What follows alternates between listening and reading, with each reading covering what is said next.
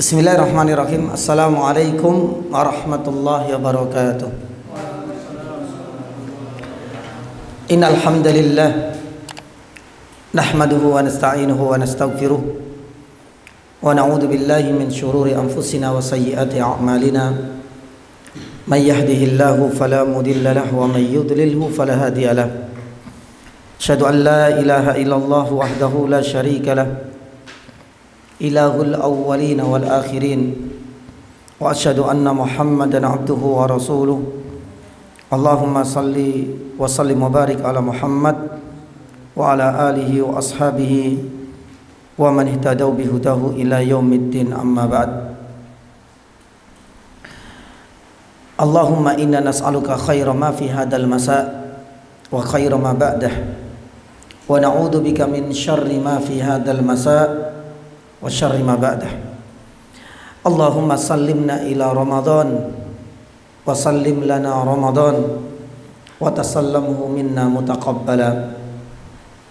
Jamaah dan ikhwas sekalian yang dirahmati Allah Subhanahu wa taala, alhamdulillah saat ini kita sudah mendekati gerbang bulan Ramadan yang sudah kita nantikan kehadiran dan kedatangannya. Begitu banyak nikmat yang Allah Subhanahu wa taala sematkan di bulan tersebut, dan begitu luar biasa pula pahala yang Allah Subhanahu wa taala siapkan bagi setiap hamba-hambanya yang beriman. Maka sebagai wujud dan bentuk keimanan kita kepada Allah Subhanahu wa taala adalah kita harus mampu menampakkan salah satu di antara sifat yang harus dimiliki oleh seorang muslim, yaitu tawakal. Maka oleh karena itu para ulama, dan kalau tidak salah pernah saya sampaikan, tawakal itu ada tiga. Tawakal sebelum beramal. Yang kedua, tawakal di saat kita sedang beramal. Berarti yang terakhir tawakal setelah beramal. Nah, bagaimana kita mewujudkan ketiga macam dan jenis tawakal ini? Tawakal yang pertama, sebelum beramal kita dianjurkan untuk memperbanyak doa, pengharapan kepada Allah Subhanahu wa taala. Sebagaimana hari-hari ini dan saat-saat ini sebelum datangnya bulan Ramadan, tunjukkan tawakal kita sebelum datangnya bulan Ramadan. Sebelum nanti kita berpuasa di bulan Ramadan dengan memperbanyak apa? Doa. Sebagaimana doa yang saya sampaikan tadi, Allahumma sallimna ila Ramadan wa sallim lana Ramadan wa tasallamhu minna mutaqabbala. Ya Allah, berilah kesempatan tahun ini saya bisa berjumpa kembali dengan bulan apa? Kita perbanyak doa-doa seperti itu, karena ini sebagai wujud bentuk tawakal kita kepada Allah sebelum apa? Sebelum beramal, sebelum datangnya bulan Ramadan. Dan itu caranya kita menunjukkan tawakal yang pertama, yaitu sebelum beramal, sebelum beribadah, sebelum datangnya bulan Ramadan, perbanyak doa. Tawakal yang kedua adalah tawakal di saat kita sedang beramal. 2 bulan lagi misalnya Allah Subhanahu wa taala masih memberikan kesempatan berjumpa dengan bulan Ramadan, ngapain? Maka jaga keikhlasan kita. Kita harus tetap semangat. Kita harus punya tekad tinggi untuk menjaga ketaatan kepada Allah. Itu adalah bentuk tawakal kita di saat kita sedang beramal. Jangan sampai sebelum Ramadan kita memperbanyak doa, ya Allah pertemukan aku dengan bulan Ramadan. Ternyata di saat bulan Ramadan semangatnya semakin kendor, ngajinya semakin tidak semangat lagi. Bahkan sholat malamnya, tarawihnya seringkali bolong-bolong. Jangan sampai. Jaga keikhlasan, tetap semangat, karena ini adalah wujud tawakal di saat kita sedang beramal. Tinggal jenis yang ketiga, tawakal kapan? Sesudah atau setelah beramal. Bagaimana kita wujudkan bentuk tawakal setelah beramal? Memperbanyak doa. Tapi doa yang kita panjatkan adalah doa agar seluruh ibadah kita diterima. Jangan sampai nanti di bulan Syawal nggak ada doa dan pengharapan dari Allah kepada Allah Subhanahu wa taala untuk menerima amalan kita karena sudah kepedean. Nggak boleh. Karena tidak ada satupun di antara kita yang tahu apakah qiyamul lail, salat tarawih kita diterima. Nggak ada yang tahu bocorannya. Apakah puasa kita selama sebulan penuh itu diterima oleh Allah? Tidak ada yang tahu. Maka tunjukkan tawakal jenis yang ketiga itu dengan doa agar seluruh amalan ibadah kita diterima. Makanya para ulama dahulu ketika meninggalkan bulan Ramadan itu adalah masa-masa yang amat menyedihkan. Karena mereka harus menunggu lagi momentum tersebut kapan? Setahun lagi. Bayangkan, padahal bulan Ramadan itu kalau kita lagi seneng-seneng shopping, ngerti shopping ya? Berbelanja, diskon paling banyak dari Allah ada di bulan Ramadan. Makanya kalau seandainya kita nggak semangat, nyesel, kemudian banyak bolongnya, ibadah-ibadah sunnah kita juga seringkali diabaikan. Penantian kita 1 tahun ke depan dan itu belum ada jaminan apakah Allah Subhanahu wa taala masih memanjangkan umur dan usia kita. Makanya para ulama dahulu itu ketika ditinggalkan bulan Ramadan itu sebagaimana ketika meninggalkan kekasihnya, orang yang paling dicintainya. Jadi subhanallah. Nah inilah di antara 3 bentuk yang ditawakal. Sedangkan saat ini kita belum bertemu dengan bulan Ramadan, tapi tunjukkan bentuk tawakal kita dengan memperbanyak doa. Ya Allah, pertemukan saya dengan bulan Ramadan. Ya Allah, nanti kalau di bulan Ramadan mudah-mudahan aku masih diberikan kesehatan, kemudahan. Doa-doa seperti ini penting. Ya jangan lupa ya, banyak doa kepada Allah Subhanahu wa taala. Baik. Ikhwan sekalian dan jamaah yang dirahmati Allah Subhanahu wa taala. Ada satu tema yang ingin saya sampaikan pada kesempatan sore hari ini. Ya, tema kali ini adalah amalan berpahala haji. Ada yang sudah haji di sini? Pengen haji nggak sih? Pengen banget apa? Pengen tok? Pengen banget kan? Semua kaum muslimin tidak hanya di tempat ini, tidak hanya di negara kita Indonesia, seluruh penjuru dunia, setiap muslim pasti mendambakan bisa menunaikan ibadah haji. Selain ibadah haji itu adalah pelengkap dari rukun iman apa Islam? Rukun Islam, syahadat sudah, salat alhamdulillah, puasa alhamdulillah, ya. Kemudian yang zakat bagi yang mampu alhamdulillah bisa ditunaikan. Tapi kalau haji, ya, memang butuh banyak hal. Tidak hanya kesiapan dan kebugaran fisik kita, tapi finansial biaya juga sangat dan amat dibutuhkan. Apalagi saat ini ya, subhanallah, dahulu mbah-mbah antum semua ini, mungkin ustadz-ustadz yang kita dulu ketika daftar haji itu masa tunggunya nggak lama. Sekarang nunggunya itu berpuluh-puluh tahun untuk negara kita. Ini menjadi satu ujian bagi kita semua, ujian kesabaran. Tapi subhanallah jamaah dan ikhwah sekalian dirahmati Allah Subhanahu wa taala. Allah Subhanahu wa taala itu maha sayang banget kepada hamba-hambanya yang beriman. Terkadang Allah Subhanahu wa taala memberikan satu peluang seseorang itu berbuat amalan kecil atau ibadah yang sangat dan seringkali diremehkan, diabaikan oleh kaum muslimin, tapi pahalanya apa? Besar dan berlipat ganda. Dan itu banyak. Satu contoh misalnya, tadi sebelum sholat subuh, maaf, sholat sunnah 2 rakaat enggak? Namanya sholat apa? Taib, berapa rakaat? 2 rakaat. Rakaat pertama setelah Al-Fatihah sunnahnya membaca surat apa? Surat apa? Kan 2 rakaat. Setelah Al-Fatihah disunahkan membaca surat Al-Kafirun. Rakaat kedua setelah Al-Fatihah disunahkan membaca surat Al-Ikhlas. Itu sunnahnya.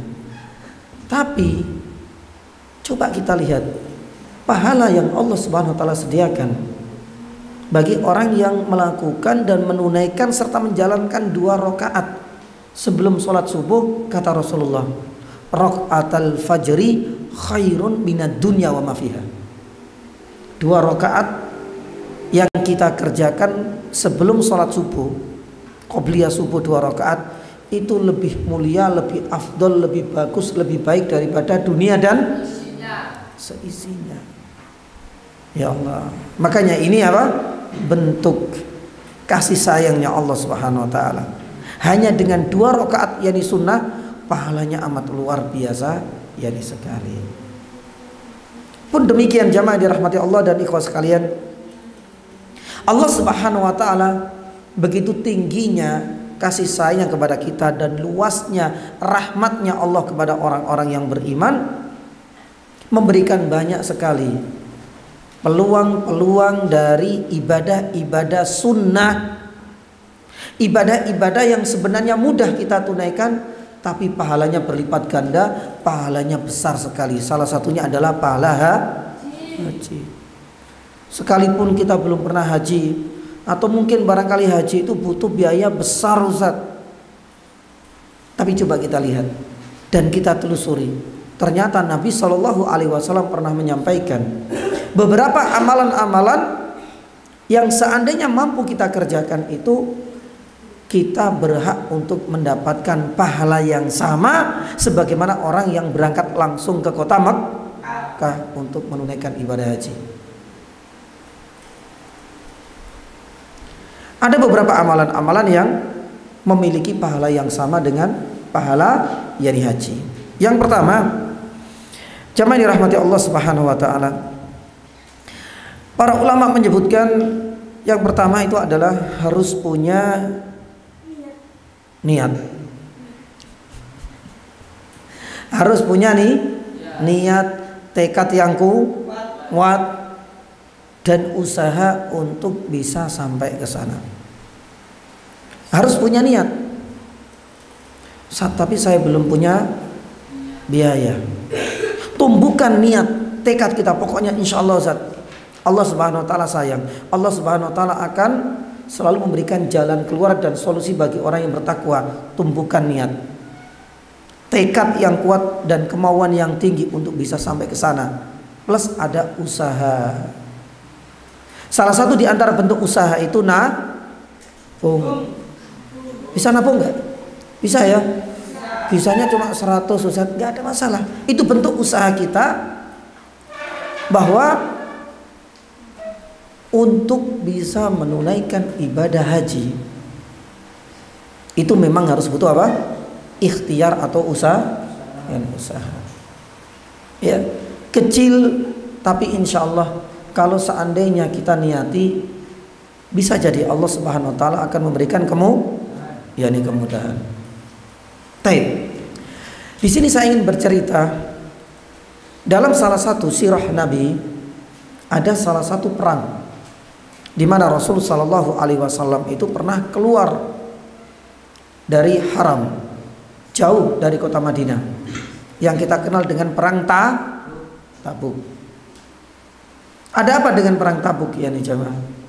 Lah di sini Nabi Shallallahu Alaihi Wasallam menyatakan kepada beberapa sahabat, karena kala itu tidak semua sahabat itu mendapatkan izin untuk berperang bersama Nabi Shallallahu Alaihi Wasallam dalam perang Tabuk. Bahasa kita ada yang nggak lolos. Jadi Nabi Shallallahu Alaihi Wasallam sebelum perang itu nanti diseleksi, ini layak nggak? Oh ini nggak layak tinggal di kota Madinah. Ini layak berangkat sama saya. Itu diseleksi satu persatu. Nah, dalam perang Tabuk ini ternyata banyak yang gak lolos. Banyak yang akhirnya tinggal di kota Madinah, padahal mereka sudah punya banyak sekali keinginan, harapan, dan punya tekad tinggi, punya niat bisa berjuang berjihad bersama Nabi Sallallahu Alaihi Wasallam. Tapi apalah daya, Ternyata perang Tabuk ini harus menyeleksi dan harus mengantarkan beberapa sahabat tinggal di kota Madinah. Banyak sahabat yang menangis, banyak sahabat yang sedih, karena perang bersama Rasulullah SAW itu sangat nikmat sekali. Subhanallah, dalam kondisi kota Madinah dirundung kesedihan karena banyaknya sahabat yang tidak lolos di sini. Akhirnya Nabi SAW berangkat dengan sebagian sahabat yang sudah melalui tes dan seleksi itu. Ketika sampai di daerah Tabuk, Nabi SAW menyampaikan kepada para sahabat, ini penting.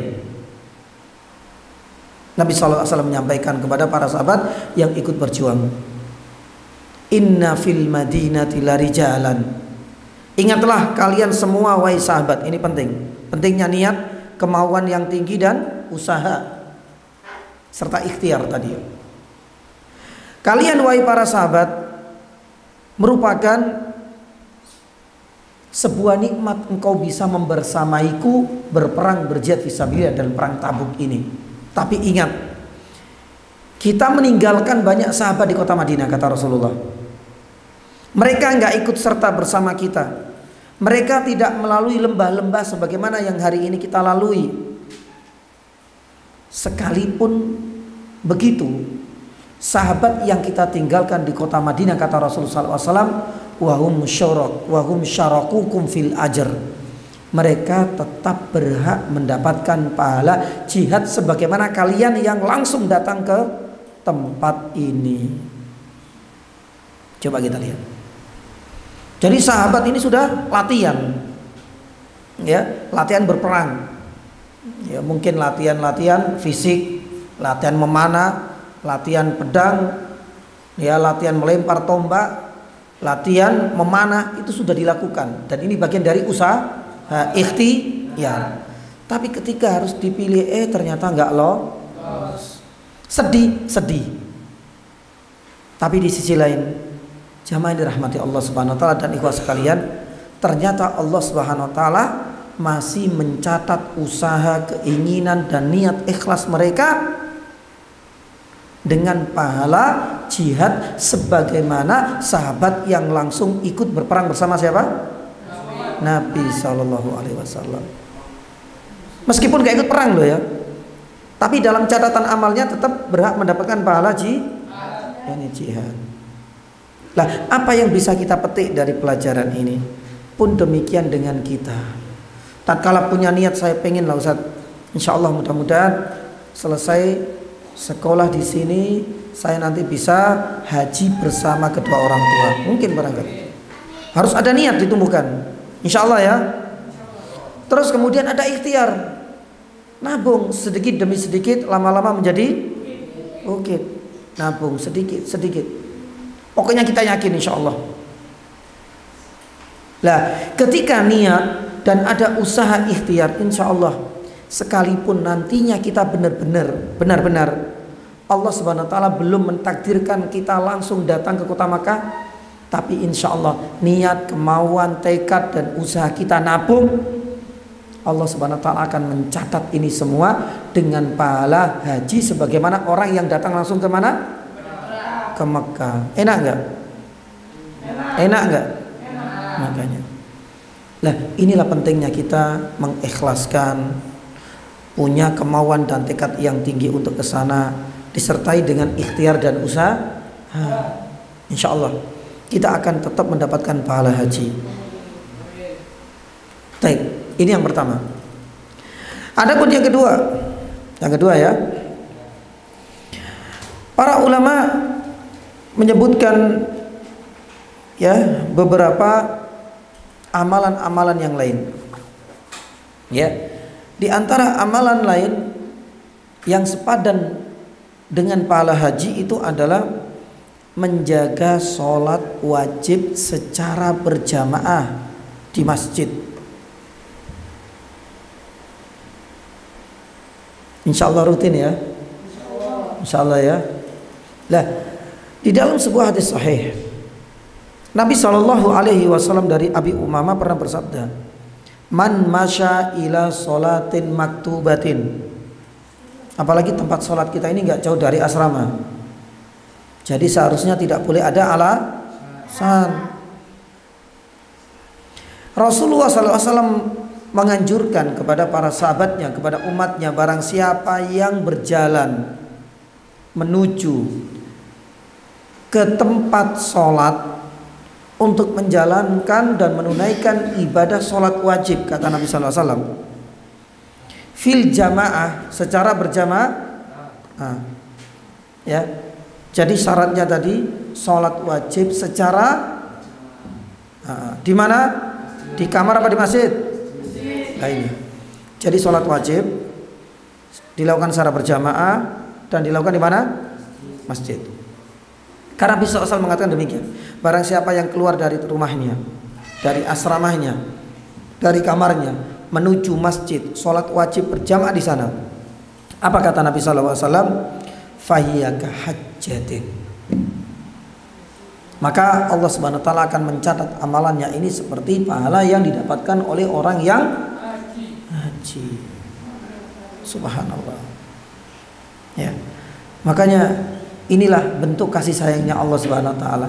Tahu betul yang namanya haji itu nggak mungkin dilakukan di semua tempat. Haji satu-satunya ada di satu negara tok. Di kotanya kota Makkah. Yang dekat sana enak, tapi yang jauh dari tempat itu otomatis butuh waktu, butuh kesehatan, butuh apa? butuh biaya juga. Dan tahu nggak semua orang itu bisa ke sana. Bahkan orang Indonesia saja kadang-kadang ya, orangnya kaya raya pengen haji, ternyata faktor apa? Fisik kesehatannya nggak mampu. Kadang orang itu secara fisik kuat, tawaf kuat Ustaz, sa'i wah insya Allah kuat, saya biasa lari.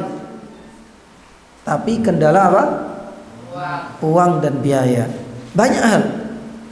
Makanya Allah Subhanahu wa taala sayang banget kepada hambanya. Tahu betul bahwasanya haji itu nggak semuanya orang bisa menunaikannya. Maka diganti dengan amalan-amalan lain yang sekiranya orang-orang beriman itu mampu mengerjakannya, tapi pahalanya sama dengan pahala yang didapatkan orang yang haji. Sayang banget gak sih Allah kepada kita? Sayang banget ya Allah. Tahu betul karena gak semua orang bisa haji. Makanya ini adalah amalan yang kedua. Kalau seandainya kita mampu menjaga sholat jamaah, sholat wajib, dan itu dilaksanakan di masjid, kata Nabi SAW, fahiya kahad yani jatin. Bahkan Nabi SAW memberikan peluang yang kedua, pahala umrah. Kata Rasulullah SAW, waman masya ila sholatin tatawu'in fahiya ka umratin. Barang siapa yang mengerjakan sholat sunnah di masjid berjamaah misalnya, atau mungkin barangkali sholat tahiyatul masjid, maka pahalanya itu sama dengan pahala orang yang melakukan sholat sunnah umrah. Enak gak? Makanya ada kesempatan banyak kan. Kalau seandainya kita lewat di masjid ini, jangan lupa sempatkan waktu kita untuk tahiyatul masjid. Kalau seandainya kita mendengar suara adzan, segera biar kita nanti bisa sholat qobliyah. Kalau seandainya nanti di bulan Ramadan biasanya malam-malam setelah isya sholat apa? Yani tarawih. Sholat sunnah enggak ini? Sunnah. Dan pahalanya itu kata Rasul Sallallahu Alaihi Wasallam sebanding dengan pahala nek sholat wajib sebanding dengan pahala haji. Enak enggak? Masya Allah. Ya, lah ini adalah jamaah yang dirahmati Allah Subhanahu Wa Taala. Ya, faedah yang kedua dan amalan yang kedua. Maka jaga benar betul. Ya, sholat jamaah, sholat wajib di masjid. Adapun yang ketiga, ya, sholat yang ketiga atau amalan yang ketiga yang dikenal oleh para ulama dengan sholat isyraq. Sholat isyraq, I sin y r O atau A, terus Q, ki, isyraq. Isyraq, shin ya, isyraq. Ada apa dengan sholat isyraq? Sholat isyraq ini artinya adalah sholat zuha yang dilakukan di awal waktu, tapi dengan beberapa persyaratan. Sering sholat duha ya? Alhamdulillah ya. Nah, sholat duha yang dilakukan di awal waktu dengan beberapa persyaratan itu namanya sholat isyraq. Apa saja syaratnya? Sholat subuh. Di mana? Di masjid. Secara berjamaah. Terus? Ya? Terus kemudian menunggu sampai terbitnya matahari dengan ibadah-ibadah sunnah. Ini adalah syarat-syaratnya. Jadi yang pertama harus sholat subuh berjamaah. Nggak boleh di mana? Kamar, tapi di ini syaratnya ini. Karena Nabi SAW mengatakan demikian. Jadi syarat pertama itu harus sholat subuh dulu, dilakukan secara berjamaah di masjid. Setelah itu menunggu sampai matahari terbit ya, dengan ibadah-ibadah sunnah. Banyak ibadah-ibadah sunnah. Artinya jangan sampai kemudian tidur tok di situ. Kita bisa membaca Al-Quran, kita bisa mendengarkan kajian pada subuh, kita bisa setoran hafalan Al-Quran kepada teman, kita bisa membaca sendiri Al-Quran, kita bisa belajar atau membaca buku-buku yang pelajaran. Pokoknya nunggu sampai matahari terbit. Ini syaratnya. Tapi kalau seandainya salah satu syarat ini tidak terpenuhi, maka tidak disebut sholat isyraq, tapi sholat duha secara umum. Satu contoh ya, kita ketinggalan gara-gara begadang malam, sholat subuhnya ketinggalan, bahkan sholat subuhnya di kamar. Habis sholat di kamar langsung kemudian kita lari ke masjid. Di masjid kita baca Quran. Habis baca Quran sampai matahari terbit sholat 2 rakaat. Kalau seandainya kita jumpai seperti ini, para ulama mengatakan ini termasuk sholat duha murni, bukan sholat isyraq, karena ada persyaratan yang tidak terpenuhi. Ya, nah inilah diantara ya tata cara sholat isyraq beserta syarat-syaratnya. Rasulullah Shallallahu Alaihi Wasallam menyebutkan keutamaan sholat isyraq ini. Beliau pernah menyatakan man sholla sholatas subahi. Coba kita lihat. Barang siapa yang sholat subuh fi masjidin, di mana? Masjid ini bisa bermakna musola, surau, langgar, semuanya ya. Jama'atan berarti apa? Berjamaah. Kata Rasul sallallahu alaihi wasallam ya.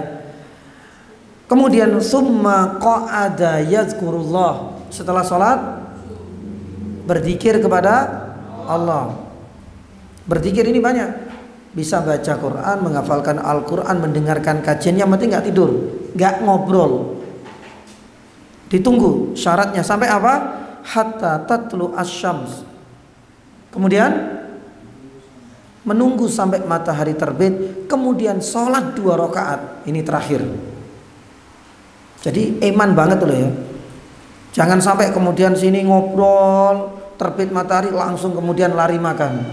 Iman. Tunggu selesaikan untuk menunaikan 2 rakaat. Apa kata Nabi Shallallahu Alaihi Wasallam? Kanat lahu ka ajri hajjatin. Orang yang melakukan ya amalan ini, dan ini semuanya orang bisa kan? Butuh biaya banyak nggak? Butuh biaya besar nggak seperti orang yang haji? Tapi Allah Subhanahu Wa Taala lewat lisan Rasul Sallallahu Alaihi Wasallam mengatakan orang yang melakukan ibadah seperti ini dengan syarat-syarat yang saya sebutkan tadi, maka dia berhak untuk mendapatkan pahala yang sebanding dengan pahala haji. Subhanallah. Ya, ini adalah amalan yang ketiga. Jadi jangan lupa ya, insya Allah ya. Tadi yang pertama punya tekad, punya niat, dan harus ada usaha. Ya, meskipun cuma berapa ratus, ya kita bisa nabung, alhamdulillah, itu bentuk ikhtiar kita. Yang kedua, kita jaga sholat apa tadi? Wajib berjamaah. Di mana? Di kamar? Di masjid. Yang ketiga, sholat isyraq. Pakai qaf ya, isyraq. Itu ada beberapa syaratnya. Syarat yang pertama harus sholat subuh berjamaah di masjid, kemudian berzikir atau beritikaf atau amalan ibadah, baru ditutup dengan 2 rakaat sholat duha. Itu namanya sholat isyraq, pahalanya sebanding dengan Masya Allah, luar biasa. Kemudian berikutnya, jamaah dirahmati Allah Subhanahu wa taala. Oh iya, kalau yang wanita gimana? Ya, bagi perempuan itu kan sholat yang paling afdol di mana? Di rumah, di kamarnya. Terus bagaimana dengan wanita? Kalau seandainya seorang wanita perempuan itu sholat wajib, sholat subuh di masjid, di musola, kemudian menunggu sampai sholat isyraq, kemudian ditutup dengan 2 rakaat sholat sunnah, maka wanita dan perempuan juga berhak untuk mendapatkan pahala yang sama. Yani subhanallah. Lain kesempatan ya.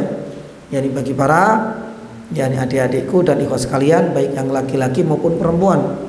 Ya Allah, ya dalam hari-hari ini kesempatan yani kita untuk bisa mengumpulkan pahala-pahala haji luar biasa.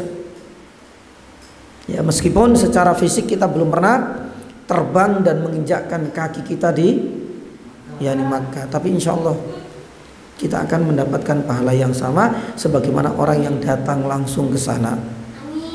Baik.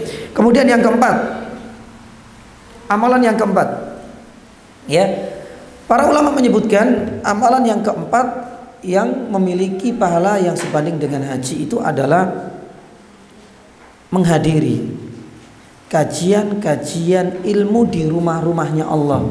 Subhanallah, siapa sangka ya, daripada kita di luar main bola ya, atau main, sekarang musim apa itu, mainan apa itu? Subhanallah. Manfaatkan kita duduk di sini menulis ya, mendengarkan kajian dari ustadz-ustadz. Di sini kan sering banyak kajian ya. Subhanallah. Menghadiri majelis ilmu, mendengarkan ceramah di rumah-rumahnya Allah. Ya, para ulama mengatakan inilah satu amalan yang akan bisa dicatat oleh Allah sebanding pahalanya dengan pahala orang yang subhanallah. Rasulullah sallallahu alaihi wasallam pernah bersabda, "Man ghada," kata Rasulullah, ya, ilal masjid, barang siapa yang pergi ke masjid, musola atau langgar, ngerti langgar ya? Ya, surau misalnya. Kata Rasulullah, la yuridu illa ayyata'allama khairan. Datang ke sana bukan untuk tiduran, datang ke sana bukan untuk ngobrol, tapi benar-benar ingin apa? Belajar ilmu. Baik belajar maupun mengajarkan ilmu di sana, di tempat ini, di tempat sholat atau masjid atau musola atau langgar atau surau. Kata Nabi Shallallahu Alaihi Wasallam, au yu'allimahu, atau kita datang ngajari. Makanya di sini kan ada yang besar, ada yang kecil ya. Misalnya yang kecil, tolong dong kak, saya diajari alif bata. Belajar apa? Huruf hija. Iya. Di kamar bisa. Di kamar bisa kan? Tapi kalau seandainya kita punya kesempatan, ayo ke masjid yuk. biar nanti bisa dapat pahala. Datang ke masjid, ngajari TPA, ngajari alif bata, ngajari iqra. Kata Nabi Shallallahu Alaihi Wasallam, kana lahu ka ajri hajin taman haj. Orang yang seperti ini akan mendapatkan pahala yang sama sebagaimana pahala yang didapatkan oleh orang yang haji. Kata Rasulullah, sempurna, sempurna, sempurna. Enak enggak? Ya, makanya kalau ada kajian, ya kita harus menyempatkan datang ke masjid. Kalau kita pengen ngajari adik-adiknya, sempatkan ya kita di tempat ini. Kalau seandainya kita pengen belajar murojaah, ngerti murojaah ya? Ya, manfaatkan tempat ini. Karena insya Allah kalau seandainya kita ikhlas, pahala yang kita dapatkan luar biasa sekali. Taib. Kemudian jamaah yang dirahmati Allah Subhanahu wa taala. Yang ke berapa? Yang kelima. Ya. Yang kelima ini butuh ongkos, butuh biaya. Yang pertama butuh biaya banyak enggak? Yang kedua butuh biaya banyak enggak? Yang ketiga? Yang keempat tadi apa? Butuh ongkos enggak sih? Insya Allah enggak ya, karena dekat ya. Tapi yang kelima ini butuh ongkos. Apa itu amalan yang sebanding dengan pahala haji? Yaitu umrah di bulan apa? Ramadan. Catat. Ya mudah-mudahan ya di saat kita sudah nabung untuk haji, pokoknya saya kuat, saya punya tekad. Gimana caranya? Insya Allah saya pengen berangkat haji. Ternyata ya sebelum Ramadan ada Pak Bupati datang ke sini, masya Allah. Semua anak-anak di sini saya umrohkan di bulan Ramadan. Seneng nggak? Umroh di bulan Ramadan pahalanya sebanding dengan haji. Ya terus berdoa kepada Allah. Kita panjatkan permintaan dan permohonan kita kepadanya Azza wa Jalla. Nah, disinilah jamaah dirahmati Allah Subhanahu wa taala. Rasulullah sallallahu alaihi wasallam ya, itu pernah bersabda, di mana ada seorang sahabiat yang kala itu pengen sekali umrah. Tapi Nabi sallallahu alaihi wasallam menganjurkan untuk apa? Umrah di bulan Ramadan. Kalau bisa i'tamiri, kata Nabi sallallahu alaihi wasallam. Fa idza kana Ramadan i'tamiri fihi. Kalau ada kesempatan di bulan Ramadan, manfaatkan umrah di bulan itu. Apa alasannya? Kenapa Nabi sallallahu alaihi wasallam menganjurkan umrah di bulan Ramadan?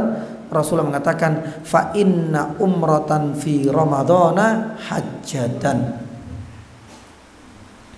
Karena umrahnya seorang muslim atau seorang muslimah di bulan Ramadan itu sebanding pahalanya dengan orang yang haji.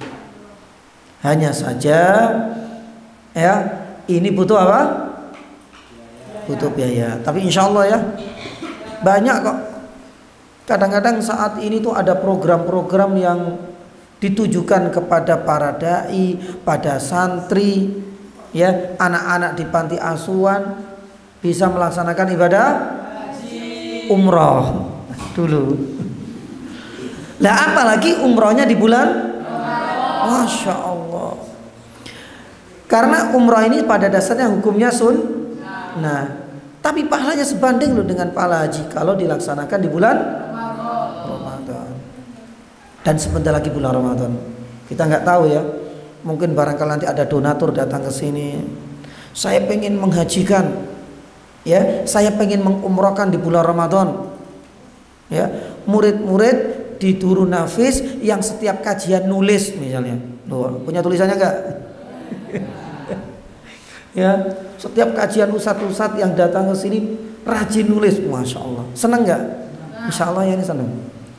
Bukan hanya kita bisa datang ke sana, tapi umrah di bulan Ramadan itu mendapatkan pahala yang besar. Taib. Ini yang keberapa tadi? Yang kelima. Taib. Adapun yang keenam, jamaah dirahmati Allah Subhanahu wa taala, ini adalah tambahan dari beberapa yakni ulama.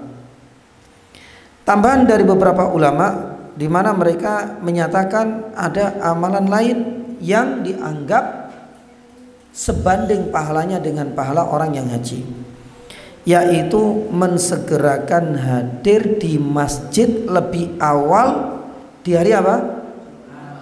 Jumat. Nah, Jumat libur nggak di sini? Tapi selesai sekolah jam berapa? Langsung segera.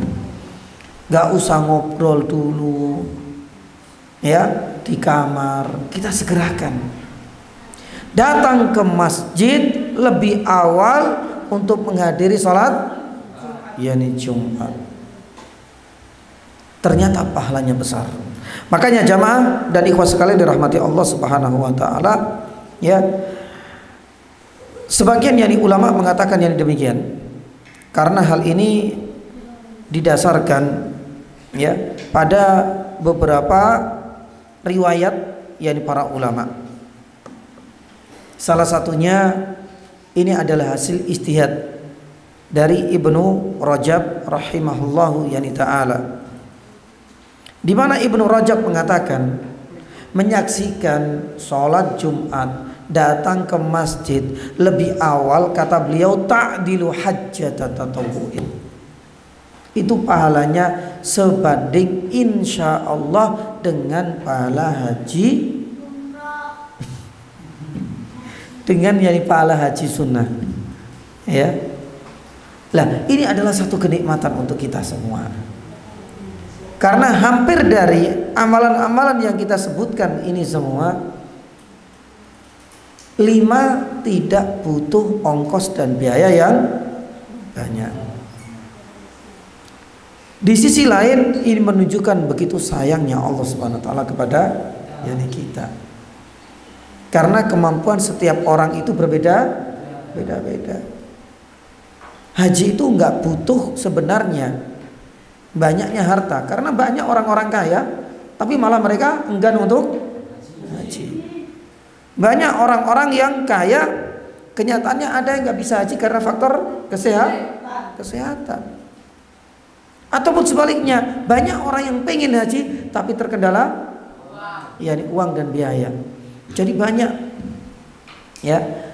faktor kenapa orang itu tidak bisa yakni haji setiap yakni tahunnya. Apalagi pembatasan masa menunggu haji di negara kita itu cukup lama. Maka oleh karena itu, jamaah dan adik-adikku yang dirahmati Allah Subhanahu wa taala, pertanyaan yang terakhir, ya, kira-kira pahala haji itu apa sih? Rasulullah Sallallahu Alaihi Wasallam pernah bersabda, al-hajju al-mabruru laisa lahu jayaun illal jannah. Makanya pahala haji itu luar biasa. Sudah tidak ada lagi balasan yang layak diberikan oleh orang yang melakukan ibadah haji kecuali yakni surga. Bahkan disebutkan dalam riwayat yang lain, orang yang haji kemudian diterima ibadahnya oleh Allah Subhanahu wa taala, maka sekembalinya ke tanah kelahirannya, ke kampungnya, ke tanah airnya, itu akan digugurkan apa? Dosa-dosanya, subhanallah. Makanya banyak orang yang punya keinginan, punya kemauan, punya tekad tinggi untuk melaksanakan ibadah yakni haji, karena pahalanya besar. Tapi bagi kita semua, sebagaimana saya sampaikan yang tadi, subhanallah, banyak sebenarnya amalan-amalan ringan yang bisa kita kerjakan, dan insya Allah itu sebanding dengan pahala yakni haji. Oleh karena itu, yakni jamaah dirahmati Allah dan ikhwas sekalian, kita perbanyak doa kepada Allah Subhanahu wa taala. Ya, mudah-mudahan Allah Subhanahu wa taala memberikan kesempatan dan peluang kepada kita semua untuk bisa, satu, berangkat ke tanah suci menunaikan ibadah yakni haji. Kalau memang Allah Subhanahu wa taala belum berkenan, semoga Allah Subhanahu wa taala masih memberikan kesempatan kita bisa menunaikan ibadah umroh di bulan Ramadan. Kalaupun Allah Subhanahu wa taala belum berkenan menghantarkan kita menunaikan ibadah umroh di bulan Ramadan, minimal Allah Subhanahu wa taala memberikan kita kemudahan untuk melaksanakan amalan-amalan ringan yang pahalanya sebanding dengan pahala ini haji, sebagaimana yang barusan tadi kita sampaikan. Lah, doa dan pengharapan seperti ini harus kita seringkali ucapkan, seringkali kita panjatkan, agar Allah Subhanahu wa taala semakin sayang dengan kita. Karena bentuk sayangnya Allah Subhanahu wa taala kepada kita itu di saat kita berusaha untuk meraih pahala-pahala yang Allah Subhanahu wa taala sediakan lewat amalan-amalan ibadah. Allah Subhanahu wa taala itu malah senang, malah cinta.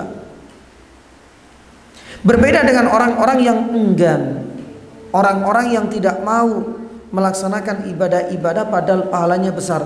Allah Subhanahu wa taala akan tidak peduli lagi dengan orang-orang seperti ini. Maka inilah kesempatan bagi kita semua, ya, perbanyak doa, dan tadi harus ada ikhtiar. Allahu taala a'lam bishawab. Semoga Allah Subhanahu wa taala mempertemukan kita di lain kesempatan, dan semoga apa yang kami sampaikan hari ini, beberapa amalan-amalan sunnah yang mudah kita kerjakan, bisa segera kita tunaikan, agar kita bisa mendapatkan pahala yang sebanding dengan pahala orang yang menunaikan ibadah haji. Semoga ada manfaatnya. Kita tutup dengan doa kafaratul majelis. Subhanaka asyhadu an la ilaha illa anta astaghfiruka wa atubu ilaik. Wa sallallahu ala nabiyyina Muhammadin wa ala alihi washabihi wasallam. Assalamu alaikum warahmatullahi wabarakatuh.